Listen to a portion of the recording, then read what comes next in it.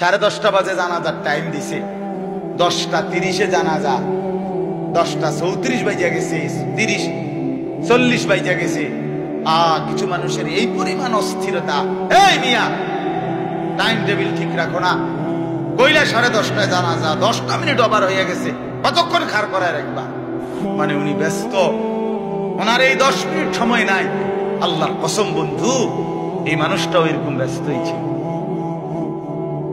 যে মানুষটার জানাজা হচ্ছে এখন, যার লাশ এখানে শোয়ানো, এই লোকটাও এমন ব্যস্তই ছিল। তার হাতেও একদিন সময় ছিল না।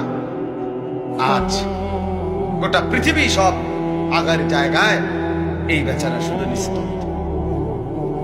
চোখের সামনের জলজ্জান্ত মানুষটা স্তব্ধ। আর হাত নড়ে না, পাও নড়ে না, আর চোখ নড়ে না, জিহ্বা